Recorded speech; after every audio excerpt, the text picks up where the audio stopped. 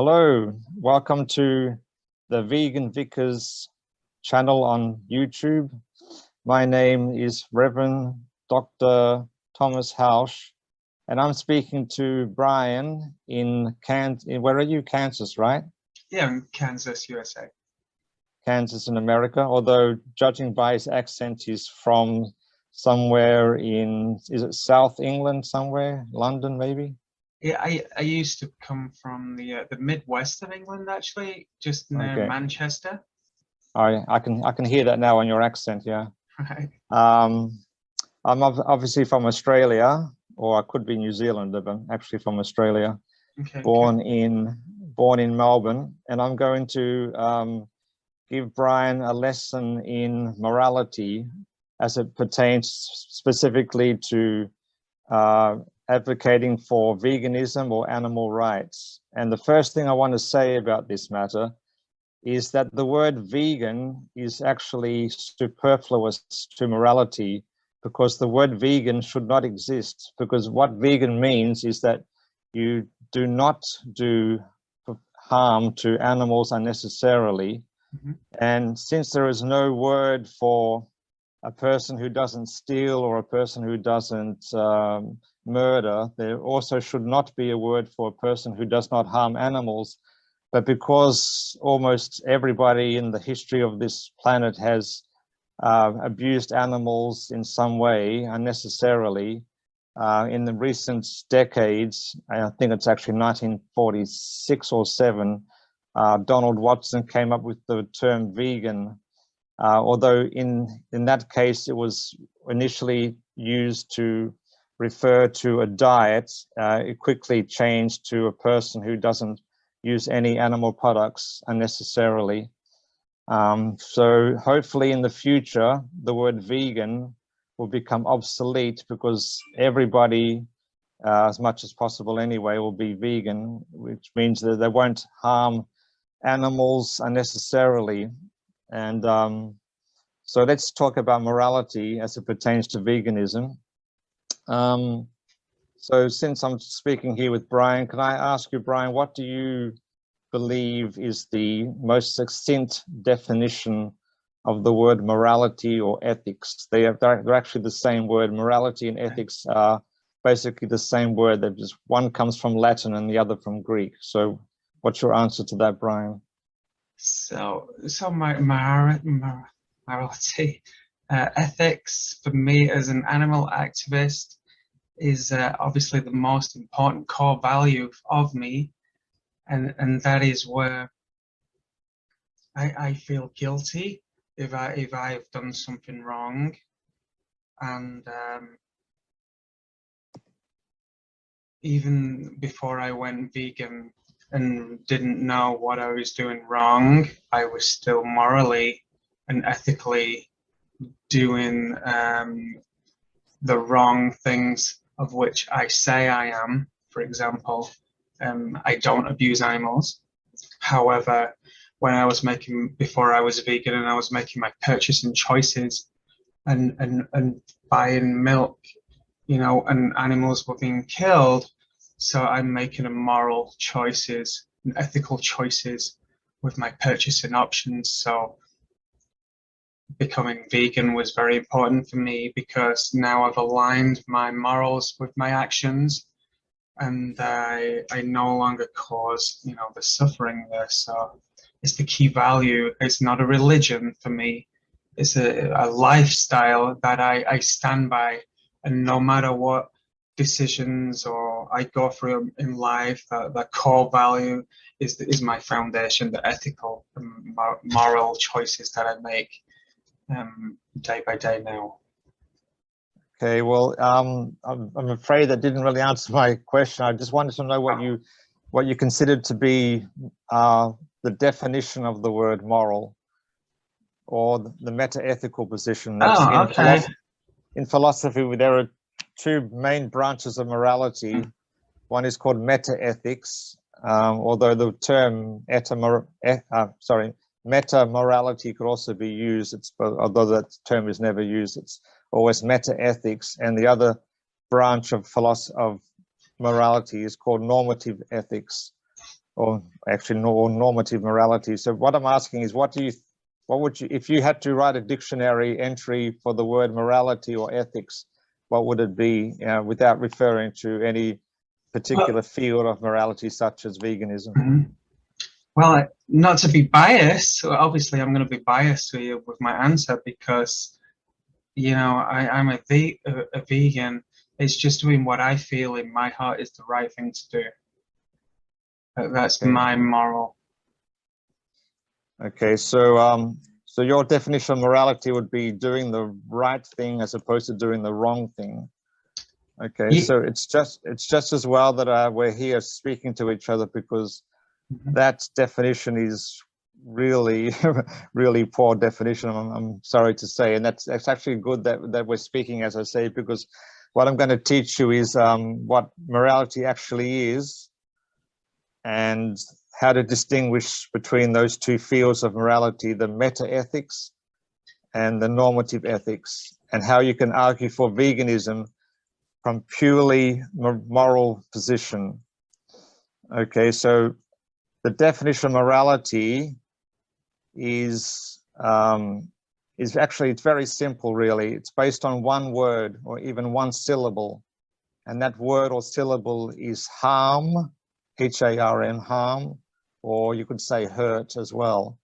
So when we look at anything which humans consider to be immoral, such as the ones I mentioned earlier before we recorded, such as actually during the recording, I think it was, such as theft, stealing, robbery, and murder. So when we murder someone, we're taking another person's life. And when we steal, we're taking another person's property without their permission.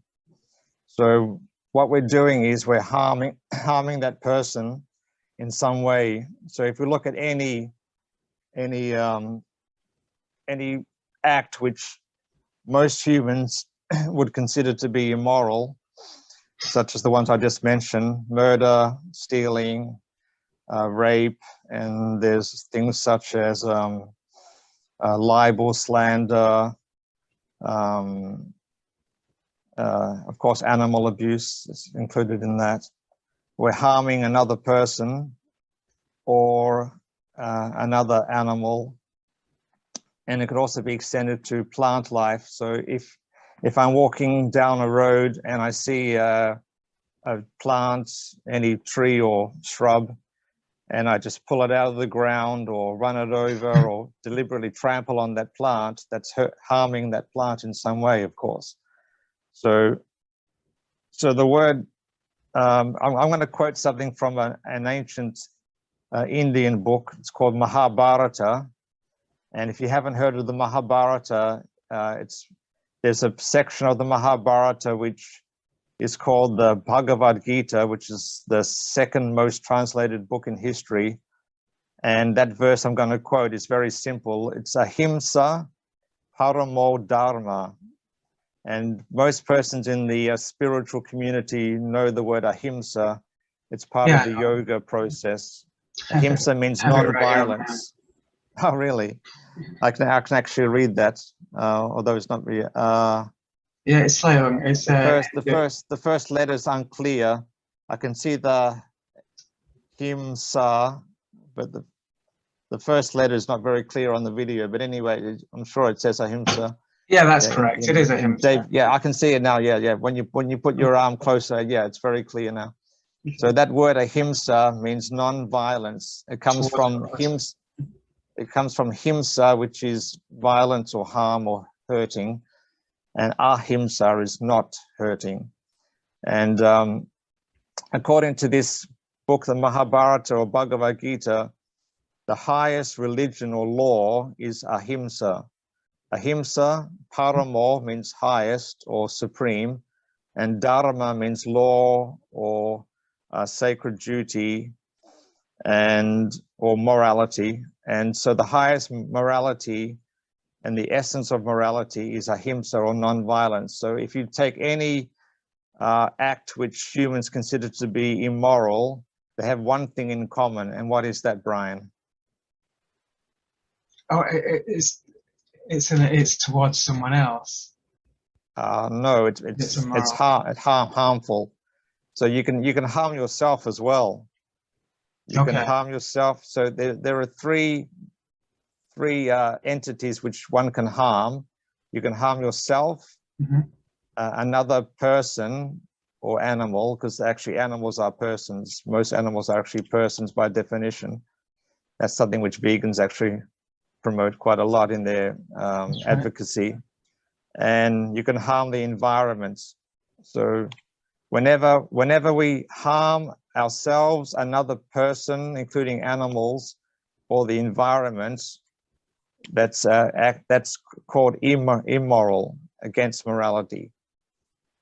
So there are three acts we can, every human action ever performed by any person in the history of this planet, and including animals in some cases, is either harmful or immoral, or not or beneficial, which is moral, or neutral, which is amoral. And so when we speak into a carnist, a person who believes that we can harm animals, we should focus on this concept of ahimsa, and which is the meta-ethical position. So meta-ethics is the definition of ethics or morality, and the definition of morality is non-harm, ahimsa paramo dharma, as it says on your arm there. And so whatever arguments a carnist brings up, we should always focus on ahimsa, or sorry, on the meta-ethics. So one of the first questions we should ask a carnist or a non-vegan is, what are your meta-ethics? And of course, 99.99% of those persons will not have any idea what you're talking about. So just explain to them, meta-ethics means, what is your ethical position? In other words, what do you believe to be morality? And most persons will be stumped, of course. So then you can tell them, well, if you look at any human act that we consider to be immoral, such as, you know, stealing and murder and rape and libel, etc., they have one thing in common, and that is they harm oneself. Like if I slash my wrist, that's harming myself. I can harm another person or animal, or even plant, or even the environment. Like if I'm walking in the desert, for example, and there is basically no animal, no life form, no animal or plant there, and I dig a big hole in the sand in the desert, that seems to be innocuous. It's not hurting anyone. Nothing wrong with doing that. But if I just do it for no reason, and I do it again and again and again, the desert will be a sea of useless holes, and that's harming the environment to some extent, of course. And you might say, oh, well, you're not really harming anyone. Well, you are harming the planet, and the planet as a whole. So of course, that's not the worst crime you can do, is digging holes in the desert, but still it is by definition harming the planet, harming the deserts, and it could also potentially harm other life forms that might grow there, or, you know, insects that are living in the sand, etc. So so always focus, my advice to you, Brian, is always focus on the meta-ethics, and don't be afraid to use that term, because it shows that you understand morality, whereas the other person that you're speaking to, your interlocutor, will almost definitely not understand meta-ethics. Actually, most academic philosophers have absolutely no idea of what constitutes morality. And to give one example, I was watching a video earlier today in which the two persons who were speaking on the video on YouTube were discussing meta-ethics, and it was just as I wrote in the comments section, it was a tour de force in abject nescience, which means it was just totally and utterly irrelevant to what is actual morality. So in the history of humanity, we developed morality as a description of how our fellow humans behaved. So, for example, if you look at humans, let's say 100,000 years ago, as far as we know, we didn't have any language, like we didn't speak English or any other language. But if we saw a person from another tribe coming to our clan or tribe and hurting one of our members, we would be angry at that person, right? And why would be angry at the person from the other tribe harming a member of our own tribe or clan? It's because we could see that it was against our intuition. We want our family members to be healthy and happy and not be harmed by anyone. So that's how the notion of morality developed in humanity. It also exists in other primates too. For example, in species of monkeys and apes, and even in dogs and cats, we can see by their behavior that when a member of the clan or family or troop, as in the case of monkeys, the troop of monkeys, if when one of the members of that troop or clan or family was harmed by another member, the person in charge, like the alpha male or the so-called alpha female, would get angry at that person for harming her child or her brother, sister, family member. And so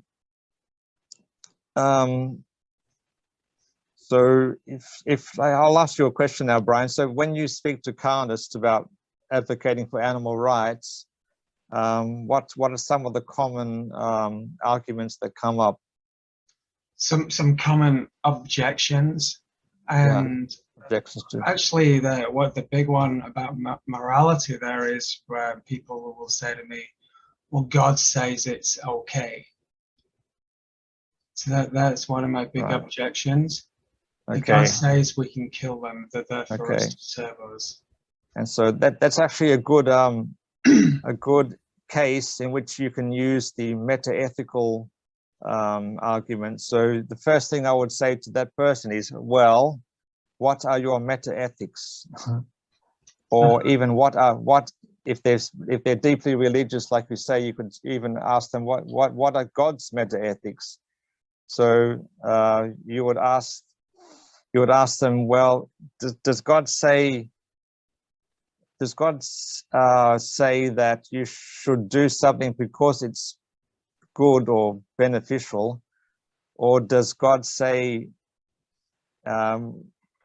what I God say is beneficial because I say it or because it's good? Like, in other words, does God say it's wrong to rape because rape is intrinsically evil or bad or wrong, or does God say that act is wrong simply because I say it? Right. So in other words, you need to focus on the meta-ethics. So you should ask them, what are your meta-ethics, or what are God's meta-ethics? And if they say, what are you talking about, which is obviously what they're going to say in most cases, you should say, well, meta-ethics is basically the definition of morality. So the word meta means greater, and the word ethics comes from the Greek word ethos, which means customs, whereas morality comes from the Latin moralis, which is also meaning customs. And but of course we don't take that strictly literally now. We know morality is ahimsa, non-violence, and that's how the word has been used for hundreds and hundreds of years. Right. Both words, actually. So let's just pretend that you are a carnist, and I say to you, well, what is the meta-ethics in your holy book, whether it's the Bible or the Quran usually? So what are the meta-ethics there, or what are your meta-ethics? So now that you know what meta-ethics means, Brian, what would you say?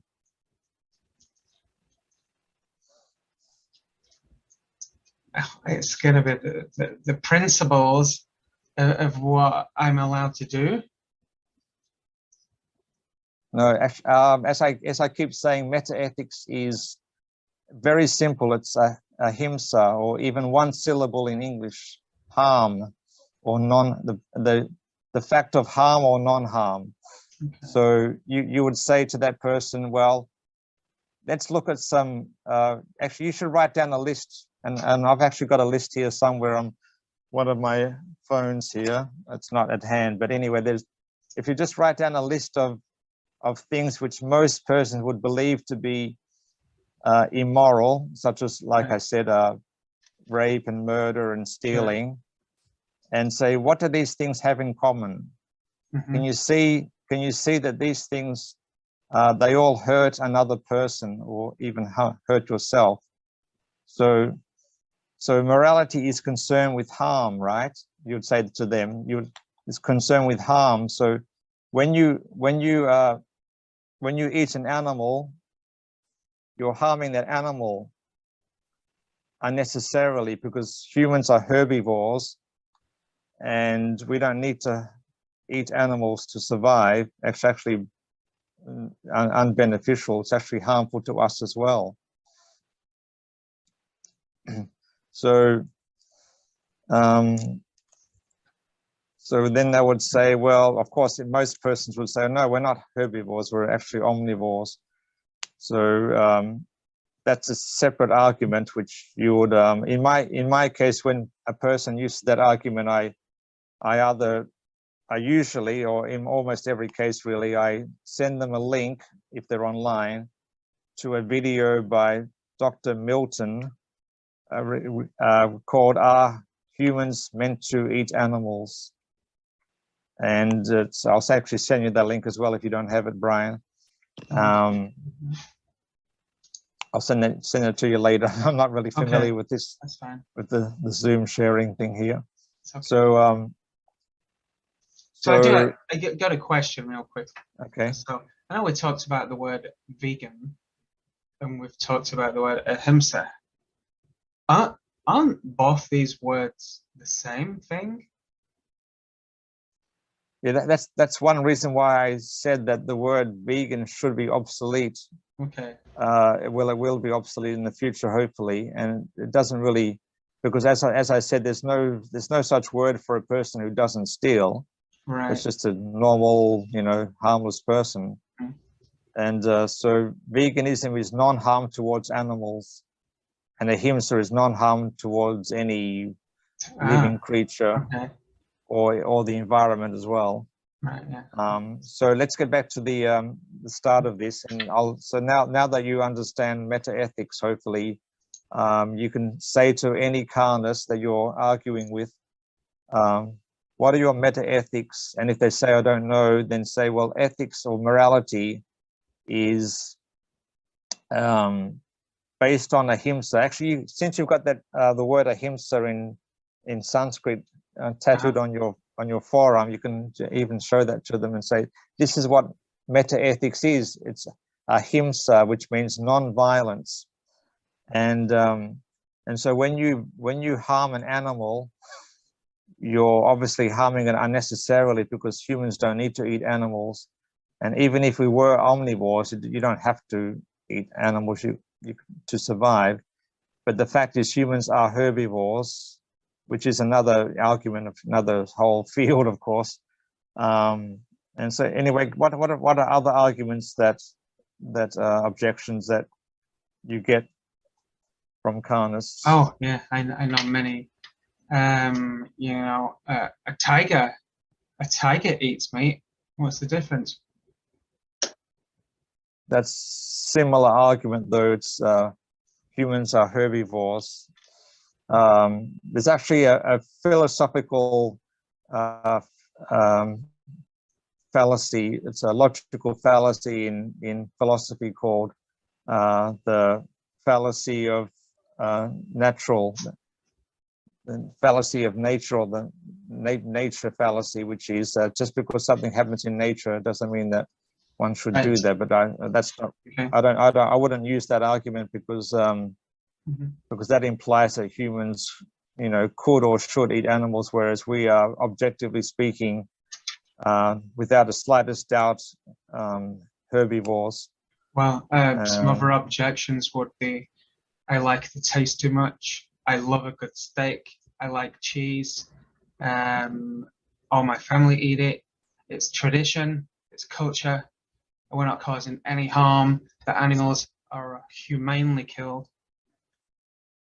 I don't do any killing. So what is your counter response to the objection regarding the taste of meat? I never went vegan, certainly because I used to like the taste of flesh, milk, cheese, etc. However, once I saw the truth, I usually show footage of slaughterhouse footage on the streets when I educate people. So as I'm making a person watch the footage on the screen, and as they say, I see a baby male calf being killed, and this is the end product of your purchasing choices of buying cheese and milk. So this is what you're causing, this harm here, by drinking milk and cheese, and just by switching to a plant-based alternative, you're not contributing towards the suffering of these animals anymore. Okay, well, my response to the taste argument is simply that I asked them a question. So when you eat your meat, your so-called meat, do you add anything to the meat to make it taste better? In other words, do you cook your meat using a variety of salt, spices, condiments, herbs, etc., in order to disguise the unpalatable taste, or do you eat your meat raw like a carnivore does? And of course, they would say in 99% of cases that they add various herbs, spices to their meat in order to make it taste palatable. Right. But that's really getting away from the purpose of this video, which is to argue from a purely moral position. Okay. And so you, to focus on the morality, you would just keep harping on the. So my answer for the ethical part there is, you know, if you look at the animal on the screen here that's just had his throat slit and is dying and gasping for his last breath, do you think your pleasure, your sensory taste for a sandwich that's going to last you 5 minutes is more important than someone else's entire life that you're causing here? You have a choice today to turn away from this and stop harming these animals. And also bring in the fact that they don't actually like the taste of meat, but they like the taste of the condiments, herbs, spices, and salt which they add to the meat. Absolutely. To make it taste palatable. But from a purely moral perspective, just focus on the fact that you're harming the animal unnecessarily. So if it's necessary to eat an animal, that's one thing. But in most cases in today's world, we don't need to harm an animal in order to eat food. No, I do actually. I don't include. Sorry, I do actually add on to there as well, depending if the person's still watching the screen. So where at this point, I always like to try and get the person to put themselves in the animal's position just for a moment and try and understand what it would feel like to be dragged away from your mother, or vice versa, your child dragged away from you and brutally killed, knowing that you're innocent, you've never done anything wrong. Right.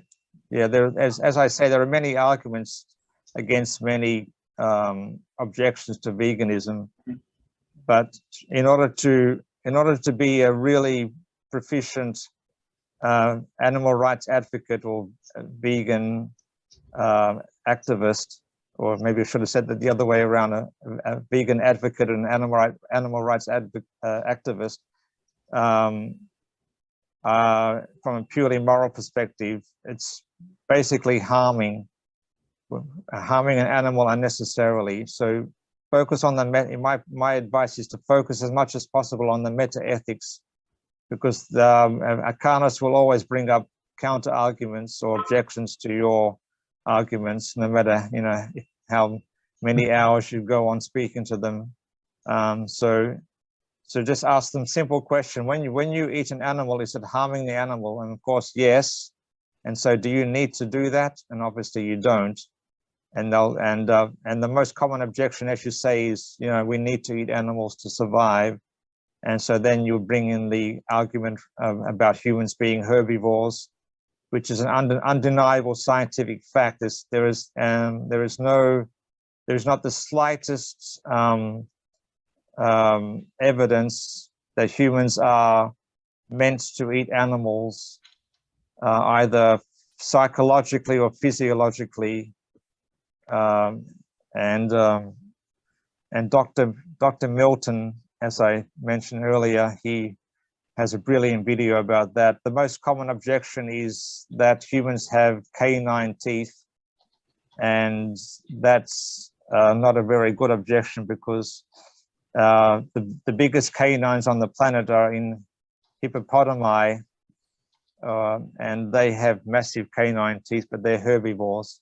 And so our canines are meant to be used for chomping into hard vegetables such as carrots and some apples and so forth. And then they're not even close to being the teeth of a carnivore, not even close. If you look, and cats, and when a cat eats, which is an obligate carnivore, when a cat eats its animals that it kills, it chomps up and down with the jaw has a up and down action like that, and it quickly swallows the meat to prevent it from putrefying, and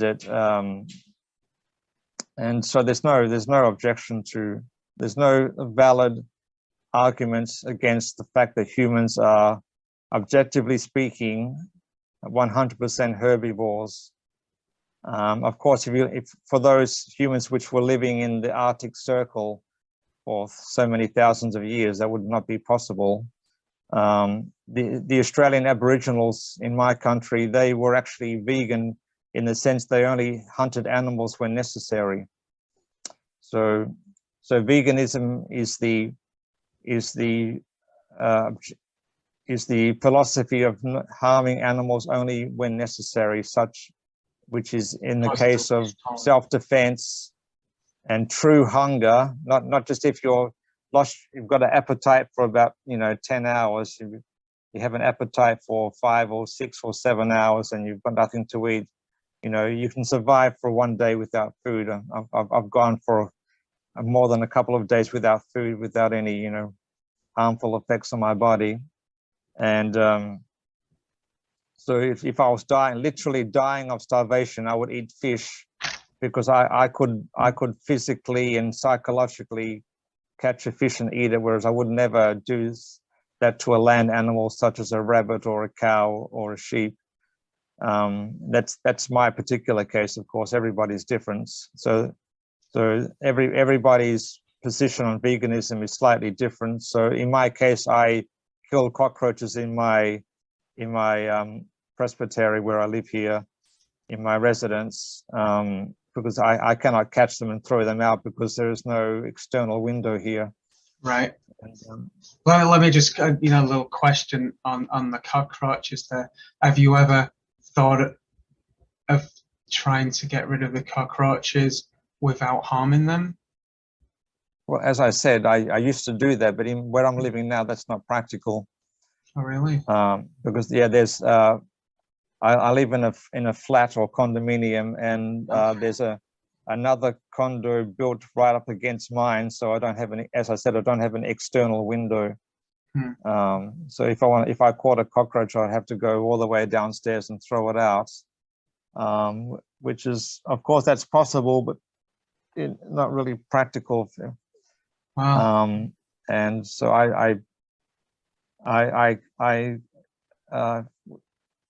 that's a whole nother area. It is. That's another conversation. And we've already gone past the half an hour mark, which I was hoping to keep it to half an hour. So before I go, do you have any other questions you want to ask about the meta-ethical position of veganism? No, I think your talk today was very good, and I actually, when I'm outreaching to people in the streets, my approach naturally just changes depending on the individual and how open they are to my dialogue. But I am very, very quickly always going to bring up the ethics and let them know what they're doing is morally wrong. Again, don't be afraid to use the term meta-ethics, because that will allow you to clearly and logically explain what ethics and morality is. Mm-hmm. And I will certainly study those words. I've never really used meta-ethics before, so I'll actually study those words and get more familiar with them. I actually didn't use the term normative ethics much in this conversation, right? But just to define what normative ethics is, it's as the word suggests, it's the norms. Like we were just talking about killing cockroaches, for example.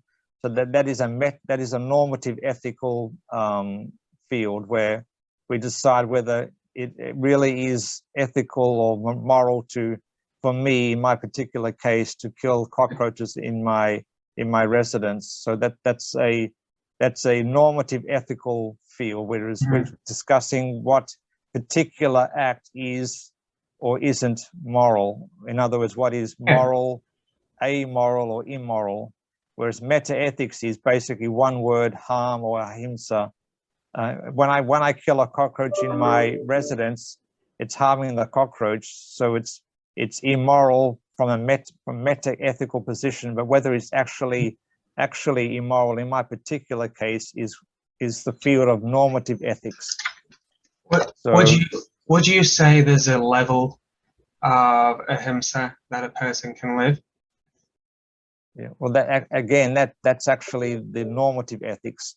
So how non-harmful you are is a matter of normative ethics. Like in my case, I don't harm any other living creature except vermin in my residence. So ants and cockroaches and spiders I would harm.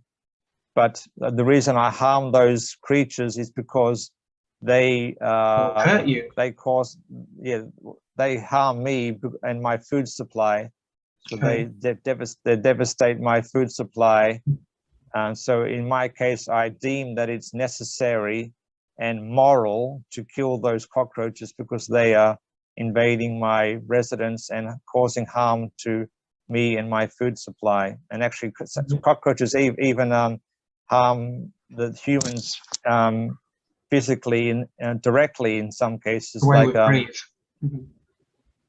cockroaches actually can nibble on your lips while you're sleeping, which happened to me once or twice, and on your eyes. One of my friends actually had a big a big abscess from a cockroach nibbling on her eye while she was sleeping. And cockroaches even go in your ear holes sometimes. I watched a video about that recently because I had an ear problem. Anyway, we've gone up to nearly 40 minutes now, so we'll end here. The last word of advice is, as you say, research the terms meta-ethics and normative ethics and fully understand what those two concepts are, and never be afraid to use the term meta-ethics in your advocacy, and you should be a better vegan advocate and animal rights activist, Brian. Okay? Yeah, I'm definitely. So thanks again. Looking forward. No problem. I'll catch up with you in Facebook. Awesome, and I'll send this to you. All right, well, thanks for talking with me today. Okay, bye for now.